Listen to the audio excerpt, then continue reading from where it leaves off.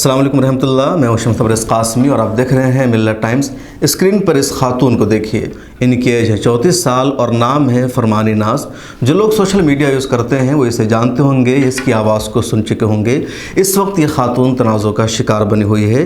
TV चैनलों पर देश की मीडिया में लगातार ये खबर चल रही है कि फरमानी नाज के ख़िलाफ़ फतवा जारी किया गया है। उसके गाने को, उसके सिंगिंग को, उसके रक़्स को गैर इस्लामी बताया गया है। उस पर कई सारे फतवे जारी कर दिए गए हैं।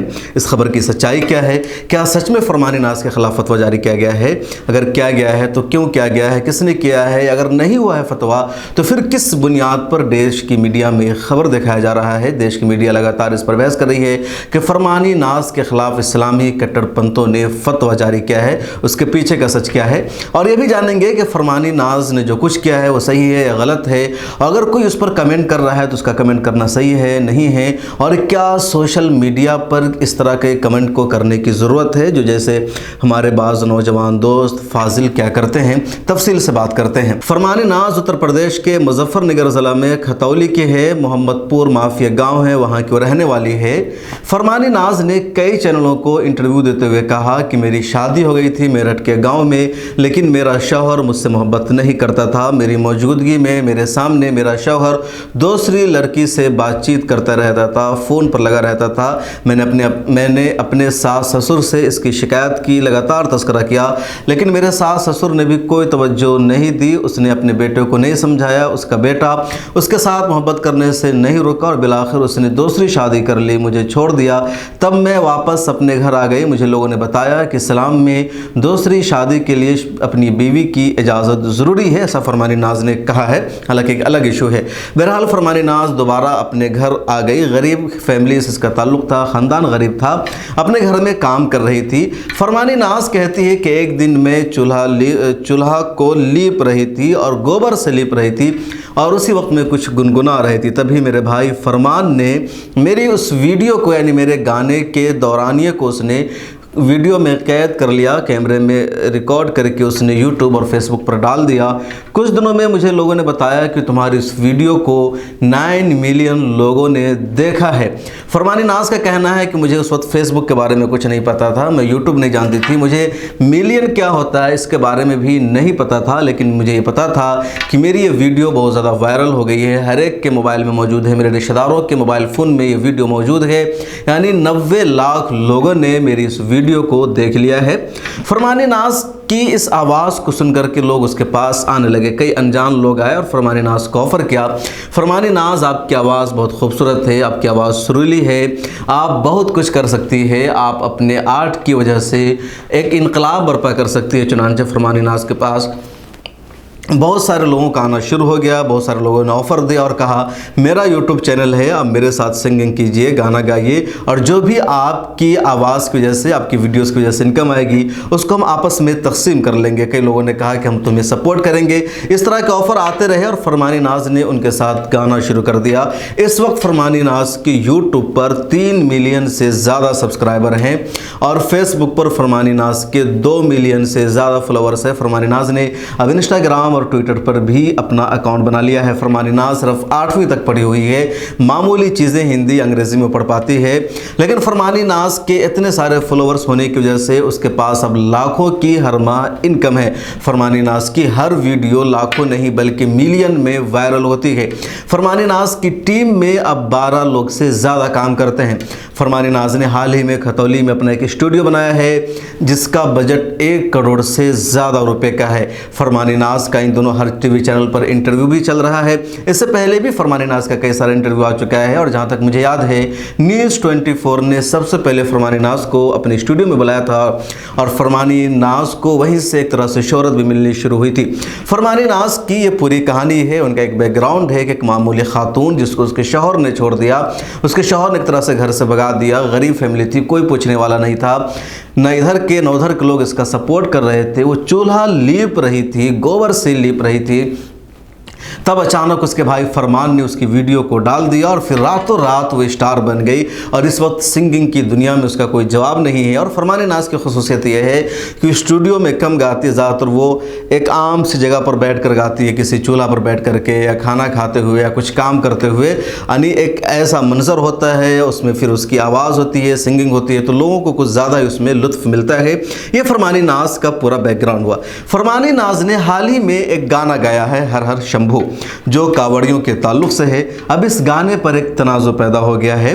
जो मीडिया में खबर आ रही है, मीडिया के ताल्लुक़ से या मीडिया के ज़रिए ये दिखाया जा रहा है कि फरमानी नाज के ख़िलाफ़ मुस्लिम कट्टरपंथियों ने, उलमाओं ने फतवा जारी कर दिया है, उसके इस गाने से नाराज़ है। उलमा नहीं चाहते कि फरमानी नाज को ये गाना गाना चाहिए और कट्टरपंथियों ने इस देश को भी ईरान, इराक़, सऊदी अरब बनाना शुरू कर दिया। यहाँ इस्लामी कानून नहीं चल सकता और मीडिया में खबरें कई दिनों से चल रही है।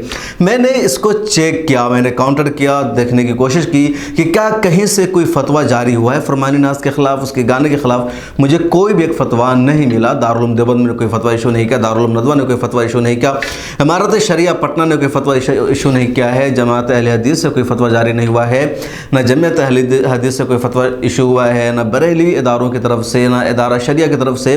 मैंने चेक किया, किसी भी इदारे की तरफ से कोई फतवा फरमानी नाज के ख़िलाफ़ इशू नहीं हुआ है।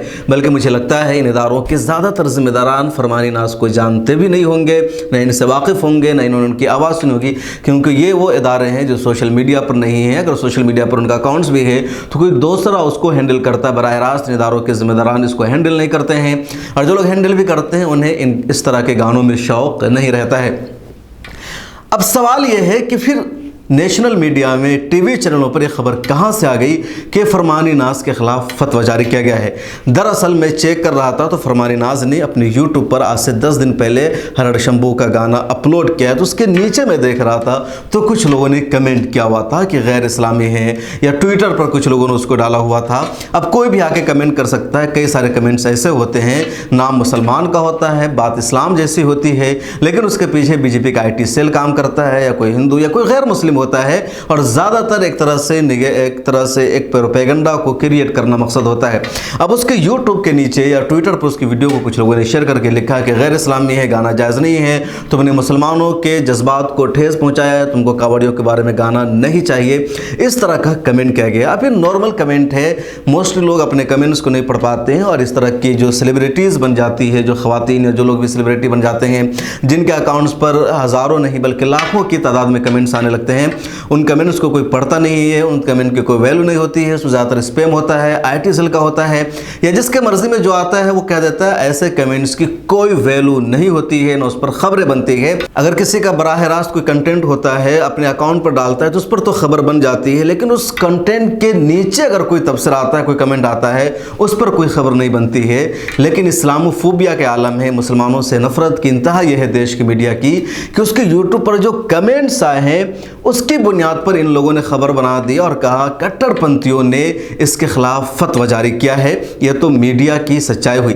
अब यह भी जान लेते हैं कि क्या इस तरह का कमेंट्स करना सही है या नहीं है, फरमानी नाज के अमल सही है या नहीं है।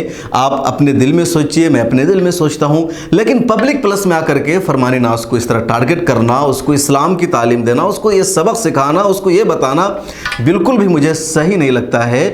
कुछ चीज़ें मख्फी रखने की होती है, या कुछ चीज़ों पर सब्र करने की ज़रूरत होती है।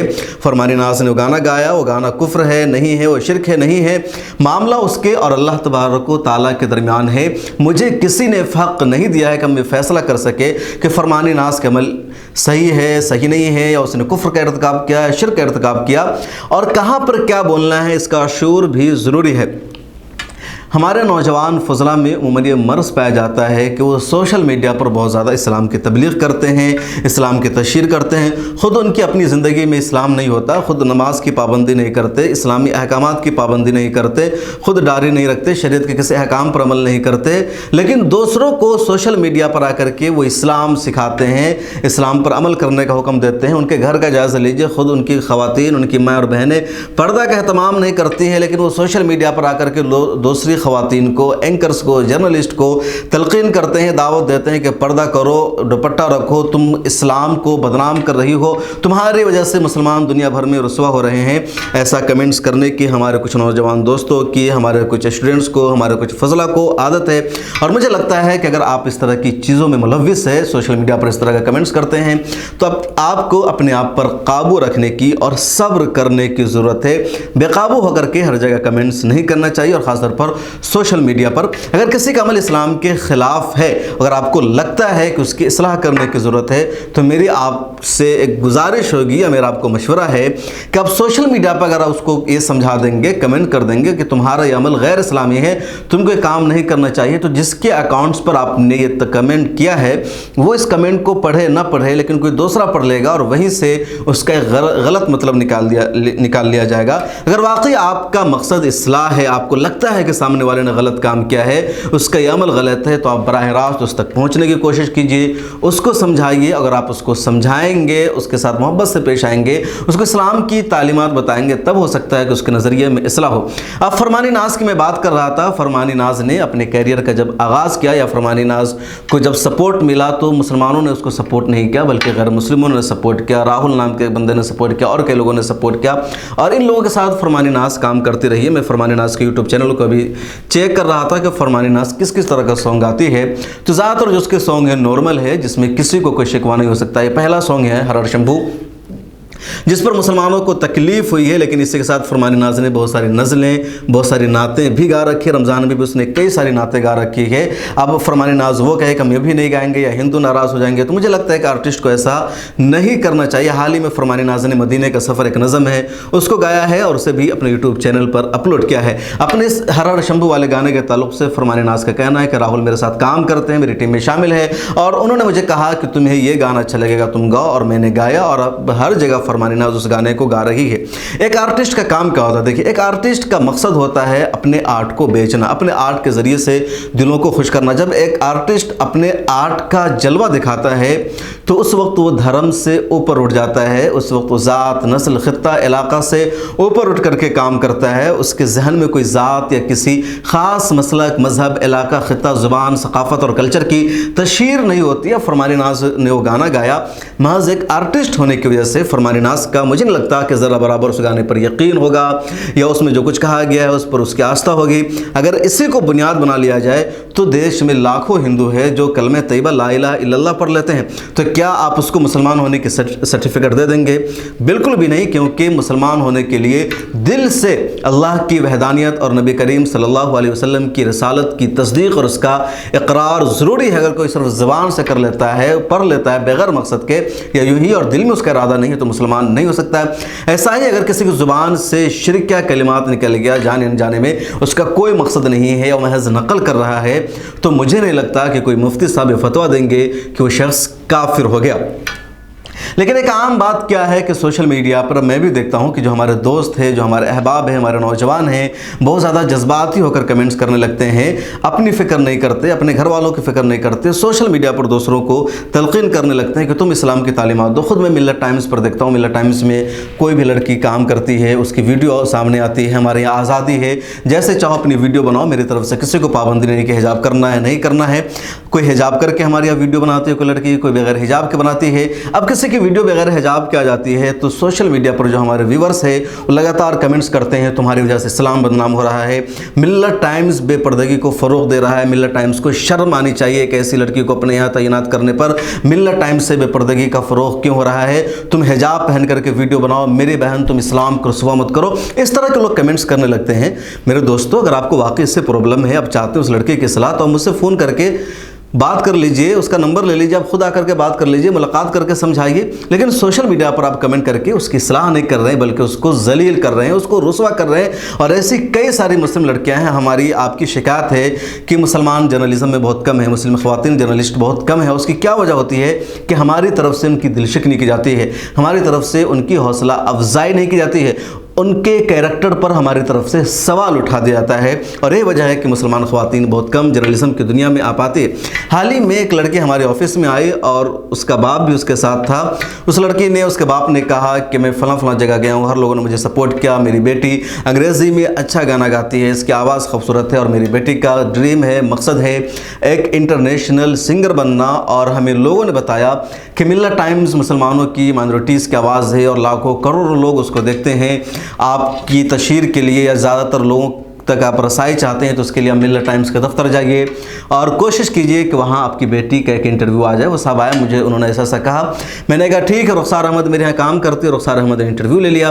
اب اس انٹرویو کے ریلیز ہو جانے کے بعد اتنا لوگوں نے مجھے پریشان کیا، کمنٹ کیا سوشل میڈیا پر، پرسنل میرے اکاؤنٹ پر، کئی میرے دوست احباب جنہوں نے میرا نمبر لے رکھا ہے، کئی لوگ ٹویٹر پر آ کر نمبر مانگتے کسی مقصد کے لیے، اور وہ مجھے وہی کمنٹس لکھ کر کے بھیج رہے تھے کہ ملت ٹائم جس کا مقصد اسلام کی تبلیغ ہے، اسلام کی تشہیر ہے، وہاں بے حیائی کا فروغ کیوں ہو رہا ہے، وہاں اس سنگر کو کیوں موقع دیا گیا۔ کسی نے کہا کہ ملت ٹائمز اسی مقصد کے لیے قائم کیا گیا تھا۔ کسی نے کمنٹ آ کر کے کہا کہ میں نے ملت ٹائمز کو اس سے پہلے سپورٹ کیا تھا، میں ملت ٹائمز کو کبھی بھی سپورٹ نہیں کروں گا۔ کسی نے آ کر کے کمنٹ کیا کہ میں ملت ٹائمز کو انسبسکرائب کر رہا ہوں۔ کسی نے مجھے فیس بک پر آ کر کہا کہ میں آپ کو ان لائک کر رہا ہوں۔ کسی نے ٹویٹر پر کہا انفالو کر رہا ہوں، اس وجہ سے کہ آپ نے شیرین کو یہاں اپنے انٹرویو کرنے کا موقع دیا جو گانا گا رہی ہے جو اسلام کے خلاف ہے۔ ایسے کمنٹس میرے پاس آ رہے تھے۔ میرا ماننا ہے کہ جن لوگوں نے کمنٹ کیا، اگر واقعی آپ کو لگتا ہے کوئی لڑکی غلط کر رہی ہے، آپ کو اسے سمجھانے کی ضرورت ہے، تب اس سے ملاقات کر کے سمجھائیے، بات کیجیے، لیکن سوشل میڈیا پر اس طرح کمنٹ کر کے آپ اس کو ڈسکریج کر رہے ہیں، اس کے حوصلے کو آگے بڑھانے کے بجائے اس کے پاؤں کو پیچھے کر رہے ہیں۔ اور آرٹ کی دنیا میں وہ ایک نام روشن کرنا چاہتی ہے، وہ آگے بڑھنا چاہتی ہے، لیکن آپ اس کو پیچھے کھینچ رہے ہیں، اور اس میں اس کے مذہب پر کوئی فرق نہیں پڑ رہا۔ یہ بالکل بھی اسلام کے خلاف نہیں ہے کہ اگر کوئی گانا گا لیتی ہے، اگر گانا اسلام کے خلاف ہوتا تو بہت پہلے علماء کرام کا اس بارے میں تفصیل سے فتویٰ آ چکا ہوتا۔ تو جو لوگ یہ کر رہے ہیں مجھے لگتا ہے وہ غلط نظریے کے ساتھ کرتے ہیں، اور اسلام میں کہا گیا ہے کہ اگر آپ کسی کو سمجھانا چاہتے ہیں، کسی کی اصلاح کرنا چاہتے ہیں تو سر عام کسی کی اصلاح مت کیجیے، پبلک پلیس میں کسی کو اس کی غلطیوں پر مت ٹوکے، بلکہ کنارے میں بلا کر کے اسے سمجھائیے کہ آپ نے جو کام کیا ہے غلط کیا ہے۔ ایسا ہی سوشل میڈیا کا معاملہ ہے، آپ سر عام اس کو مت لکھیے، اور دوسروں کو تو چھوڑیے، مجھے خود بہت زیادہ تنقید کا نشانہ بنایا جاتا ہے۔ پچھلے دنوں میں ایران گیا تھا، پین شارٹ میں نے اپنی ایک تصویر ڈال دی، بلکہ یہی کپڑا تھا، سوشل میڈیا پر ٹویٹر پر میں نے ڈال دیا، کئی لوگوں نے اس کے خلاف ہنگامہ برپا کر دیا۔ دیوبند کے ایک مولانا ہیں، وہاں جامعہ امام انور میں استاذ ہیں، انہوں نے تو 10 منٹ کی ایک ویڈیو ہی میرے خلاف بنا دی اور کہا پین شرٹ پہننے والا فاسق ہے، فاجر ہے، اور اس شخص نے دارالعلوم کو بدنام کیا، پوری قاسمیت کو بدنام کیا، اور طرح طرح کے انہوں نے الفاظ اپنی ویڈیو میں ڈالے ہوئے تھے۔ میں سن کر کے دنگ رہ گیا کہ آخر میرا جرم کیا ہے؟